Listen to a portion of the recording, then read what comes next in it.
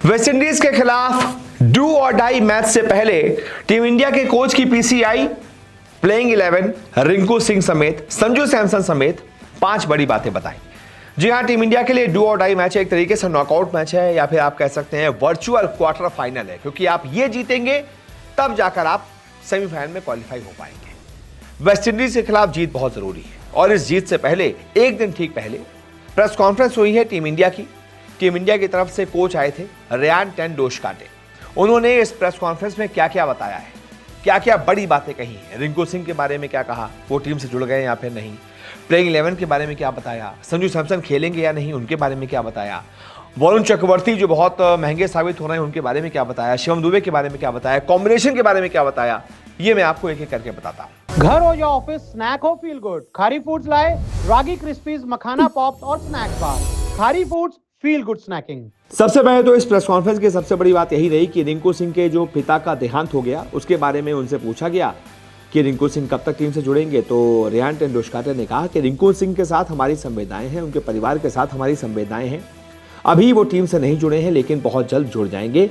रियान टेंडुलकर ने कहा कि अभी तो खबर नहीं आई है, वो यानी कि अभी तक टीम के पास नहीं आ पाए, लेकिन उम्मीद है कि बहुत जल्द वो टीम के साथ जुड़ जाएंगे, मैच से पहले जुड़ जाएंगे। इसके बाद अगली बड़ी बात कि जब बड़े मैच की बात हो, नॉकआउट मैच की बात हो, तो भाई कोच साहब ने कहा कि अब बड़े प्लेयर्स को जिम्मेदारी उठानी पड़ेगी। बड़े प्लेयर्स यानी कि टीम इंडिया के वो एक्सपीरियंस्ड प्लेयर्स जो इतने सालों से खेल रहे हैं, जिनका एक्सपीरियंस काम आना चाहिए, जिनको अपने एक्सपीरियंस के बलबूते पर टीम इंडिया को मैच जिताना चाहिए। जैसे कि हार्दिक पांड्या हो गए, इस टीम के एक तरीके से सबसे ज़्यादा एक्सपीरियंस खिलाड़ी T20 फॉर्मेट में। जिस तरीके से जसप्रीत बुमराह हो गए, कुलदीप यादव हो गए, अर्शदीप भी अब अच्छे खासे एक्सपीरियंस्ड प्लेयर हो गए हैं।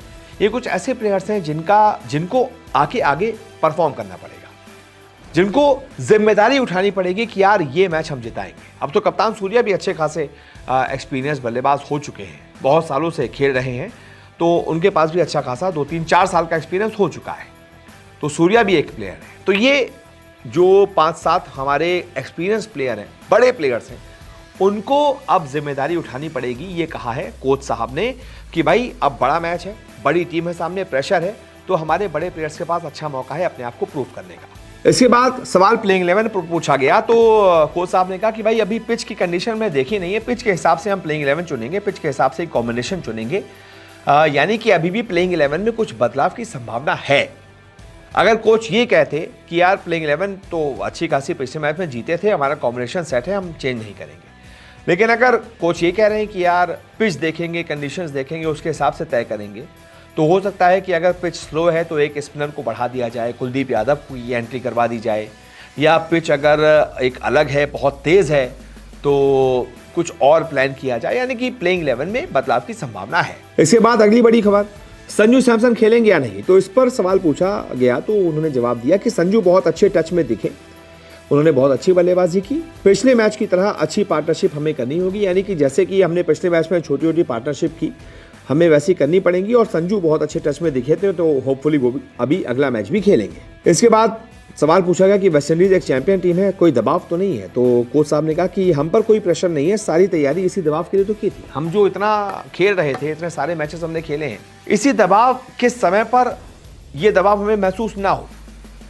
इसी के तो हमने प्रैक्टिस की थी, इसी के लिए तो तैयारी की थी, तो हम पर कोई दबाव नहीं है। फिर सवाल पूछा गया नंबर 3 जो तिलक थे वो नंबर 5 पर खेले हैं, तो क्या इस बार भी नंबर 5 पर खेलेंगे, तो क्या कॉम्बिनेशन होगा। तो कोच साहब ने कहा कि तिलक दोनों रोल्स निभा सकता है, नंबर 3 भी और नंबर 5 भी, वो हमने उसकी वर्सटैलिटी देखी है, नंबर 5 पर भी उसने बहुत अच्छा किया। ये हमारे लिए बहुत अच्छी खबर है कि मैच के हिसाब से हम डिसाइड कर सकते हैं कि तिलक को नंबर 3 खिलाना है या नंबर 5 खिलाना है, यानी कि अगर तिलक एक बार फिर से डिमोट होते हैं, यानी कि प्रमोट नहीं होते हैं, नंबर 3 नहीं खेलते हैं, नंबर 5 खेलते हैं, तो हैरान मत होइएगा।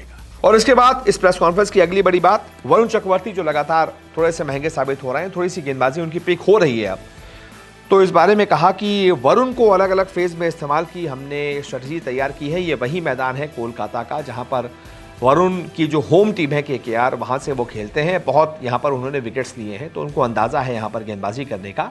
हमने उनके लिए स्ट्रेटजी बना ली है, अलग अलग फेज में कैसे हमें अपने ब्रह्मास्त्र को इस्तेमाल करना है, यानी कि टीम इंडिया ने अपने सारे बॉक्स ठीक कर लिए हैं बस अब मैच की देरी है और जैसे ही मैच शुरू होगा रिजल्ट आपके सामने होगा। बहुत बहुत शुक्रिया इस वीडियो को देखने के लिए।